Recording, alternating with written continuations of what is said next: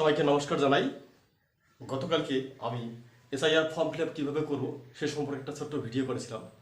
তো গতকালকে আমার আলোচনার বিষয়বস্তু ছিল যে 2002 সালে যাদের নাম নেই 2002 সালে যাদের নাম নেই তারা কীভাবে ফর্ম ফিল আপ করবে। আর আজকে আমি ছোট্ট একটা ভিডিও নিয়ে এলাম যে এখানে 2002 সালে যাদের নাম আছে নির্বাচক তালিকায় বা ভোটার তালিকায় 2002 সালে যাদের নাম আছে তারা কী করে ফর্ম ফিল আপ করবে। কমিশনের নির্দেশ অনুসারে 100% নির্ভুল তথ্য। একটু ভিডিওটা দেখলে তোমরা নিঃসন্দেহে বাড়িতে একাই ফিল আপ করতে পারবে। তো কথা হলো আগের মতো, আমরা বাংলায় করলে বাংলায়, ইংরেজিতে করলে ইংরেজিতে, ঠিক আছে। কলম একটাই, নীলকালি করলে নীলকালি আর কালো কালি করলে কালো কালি, নিচে অবশ্যই একটা সিগনেচার দেবেন। তাহলে চলুন শুরু করা যাক। 2002 সালের ভোটার তালিকায় যাদের নাম আছে তারা কিভাবে এসআইআর ফর্ম ফিল আপ করবেন। দেখুন, ফর্মটার দিকে যদি তাকান তো প্রথম একটা ফরম্যাট, তার ঠিক নিচে একটা ফরম্যাট, এদিকে একটা ফরম্যাট। 2002 সালে যাদের নাম আছে তারা কোনটা ফিল আপ করবে? প্রথম ফরম্যাটটা এবং তার ঠিক নিচে যে ফরম্যাটটা আছে, প্রথমটা এবং তার ঠিক নিচেরটা। ঠিক আছে, তাহলে চলুন প্রথম ফরম্যাটটা ফিল আপ করা যাক। প্রথম ফরম্যাটে কী কী দেওয়া আছে? ফর্মে দেখবেন লেখা আছে জন্ম তারিখ, হ্যাঁ, এখানে তারিখ, মাস এবং বয়স অনুসারে, যাই হোক জন্ম তারিখ দেওয়া আছে, ডেট অফ বার্থ। তার নিচে দেওয়া আছে আধার নম্বর, ব্র্যাকেটে লেখা আছে ঐচ্ছিক। ঐচ্ছিক মানে দিলেও আচ্ছা না দিলেও আচ্ছা। আমি আবারও বলছি, যেহেতু আধার নম্বরের সঙ্গে ব্যাংকের অ্যাকাউন্টের সরাসরি যোগাযোগ থাকে, আমি আধার নম্বর সহজে দিব না। বিএলও স্যার যদি বলে দিতে তাহলেই দিব। মোবাইল নম্বর দিবা, পিতার নাম অবলিক অভিভাবকের নাম। তো নির্বাচন কমিশন বলছে প্রথম পিতার নামটাই টার্গেট করতে হবে। পিতার নাম, পিতার এপিক নাম অবলিক অভিভাবকের এপিক নাম। আমি যেহেতু পিতার নাম টার্গেট করলাম তাহলে পিতার এপিক নাম্বারটা আমি দেব। আর যদি দেখা যায় কারো অভিভাবক আলাদা, যে পিতা নেই অন্য কারো কাছে মানুষ হয়েছিল, তখন সেটা আলাদা বিষয়, তার নাম দিতে হবে, তার এপিক নাম্বার সহ। নেক্সট মায়ের নাম, নেক্সট মায়ের এপিক নাম, নেক্সট স্বামী বা স্ত্রীর নাম যদি থাকে, স্বামী বা স্ত্রীর এপিক নাম যদি থাকে।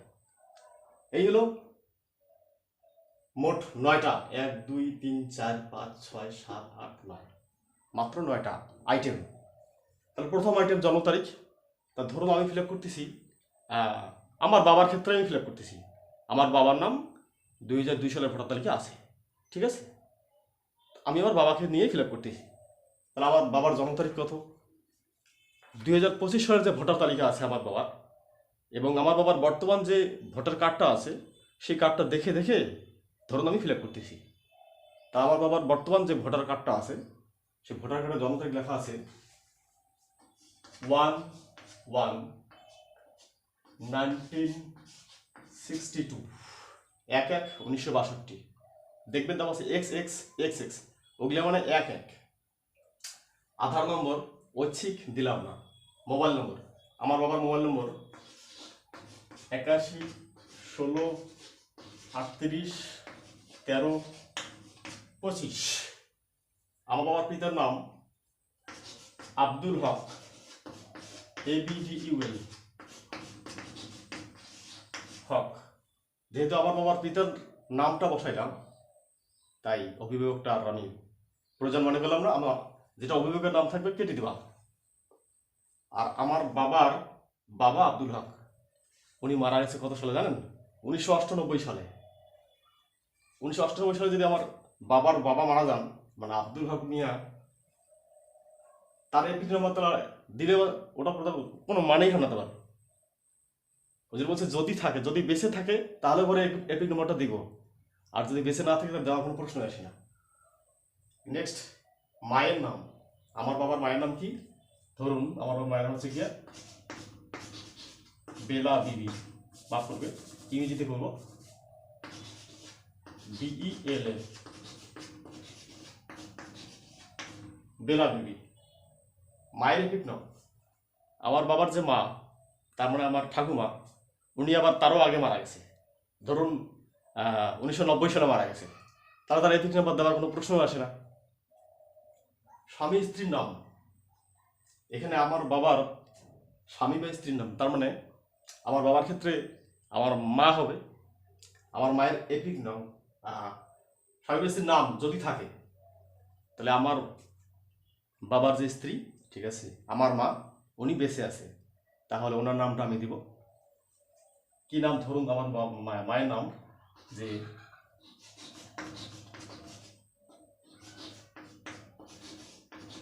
মালেকা বিবি, ঠিক আছে। তো ডাইরেক্ট আমি ব্ল্যাকবোর্ডে হতে বোঝাচ্ছি, একদম ধীরে সুস্থে ফিল আপ করবেন। স্বামী বা স্ত্রীর এপিক নাম যদি থাকে, এবার কি করতে হবে, আমার যেহেতু বাবার স্ত্রী আমার মা, হ্যাঁ, তাই এখানে স্বামীটা কেটে দিলে ভালো হয়, এখানেও স্বামীটা কেটে দিলে ভালো হয়। স্ত্রী এপিক নাম যদি থাকে, স্ত্রী এপিক নম্বরটা, তার মানে আমার মায়ের ভোটার কার্ডটা দেখে দেখে আমি নাম্বারটা বসাবো। ধরুন KDC2773596।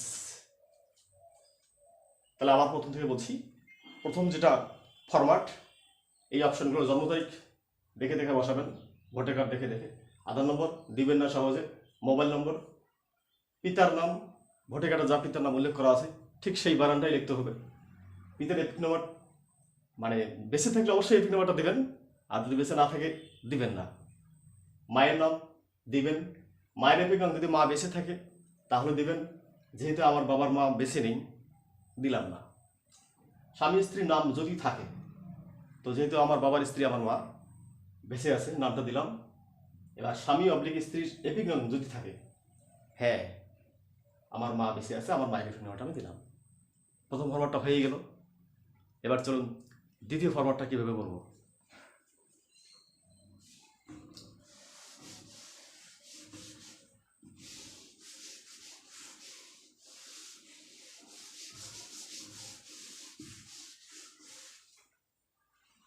দ্বিতীয় ফরম্যাটেও 1 2 3 4 5 6 7 8টা 9টা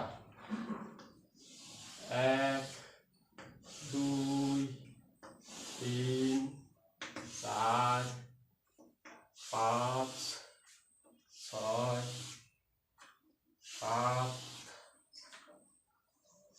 8, নিচে একটা 9টা। এগুলো মুছে দেব।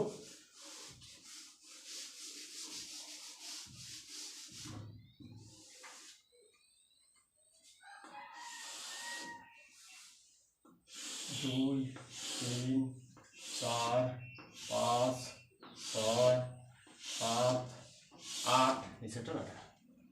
দেখুন কি কি নাম হলো। অ্যাট ফার্স্ট নির্বাচকের নাম বয়রেপ,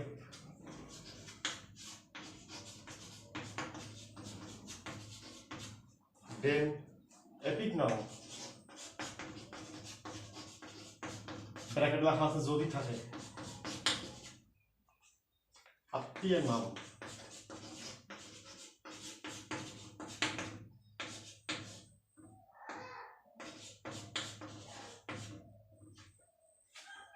সম্পর্ক,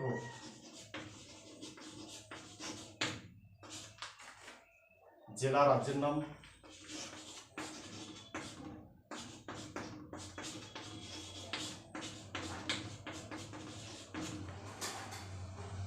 বিধানসভা ক্ষেত্রের নাম,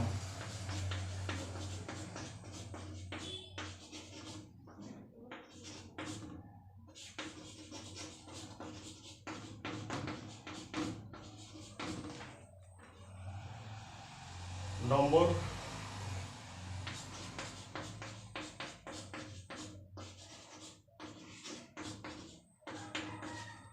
নাম্বার, তার মারা, অংশগ্রহণ করবে সংখ্যা,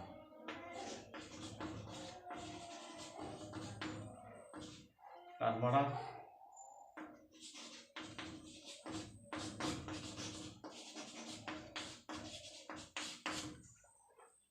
এই হলো পরের ফরম্যাটটা।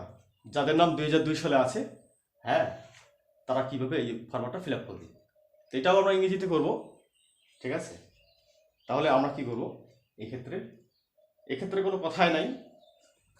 এক্ষেত্রে আমাকে কোনটা হাতে নিতে হবে, 2002 সালের যে ভোটার তালিকা ওইটা হাতে নেব। নিয়ে দেখুন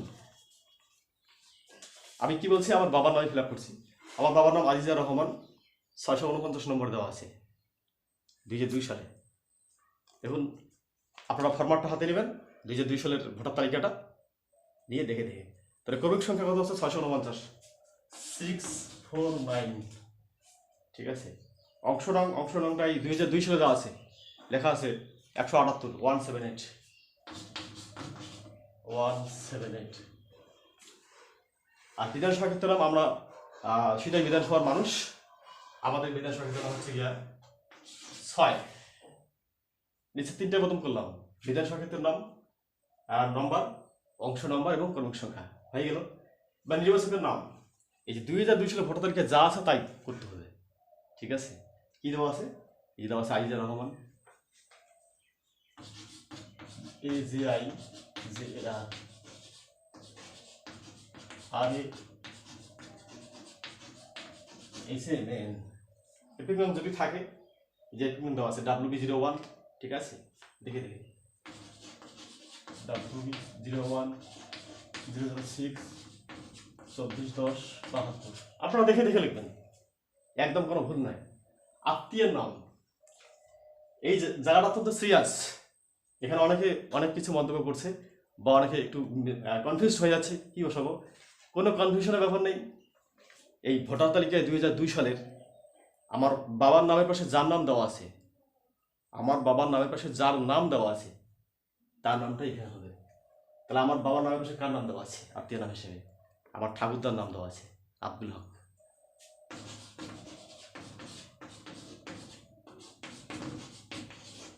আব্দুল হক।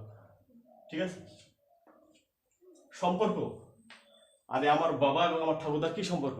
পিতা।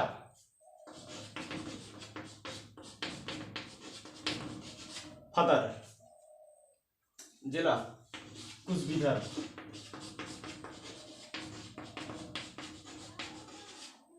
রাজ্যের নাম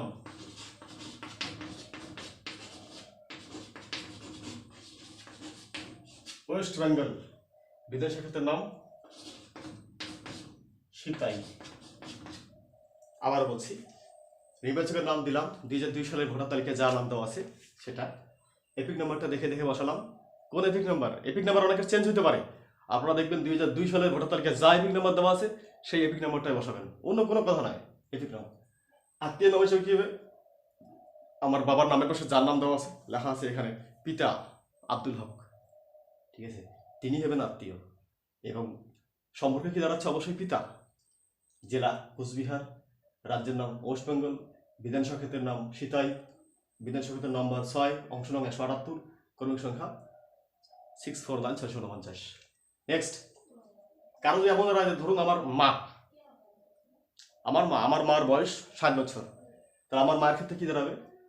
আমার মায়ের নির্বাচকের নাম আমার মায়ের নাম হবে। এপিক নাম্বারটা, আমার মায়ের এপিক নাম্বারটা 2002 সালে যা দেওয়া ছিল, হ্যাঁ আমি ধরে নিলাম যে আমার মায়ের নাম 2002 সালে আছে, সেই 2002 সালে যা দেওয়া ছিল সেটা বসাবো। আত্মীয় নাম কি বসাবো? এই জায়গায় ইম্পর্টেন্ট, এই যে আত্মীয় নামটা বসাইতে হবে ভোটার কার্ড দেখে, মাফ করবেন, এই ভোটার তালিকা দেখে। কোন তালিকা? 2002 সালের ভোটার তালিকা।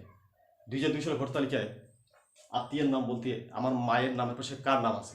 দেখা গেলো আমার মায়ের নামের পাশে আমার বাবার নাম আছে, তাহলে আত্মীয় নাম হবে আমার বাবার নাম হবে। এবং সম্পর্ক সেক্ষেত্রে কি হবে?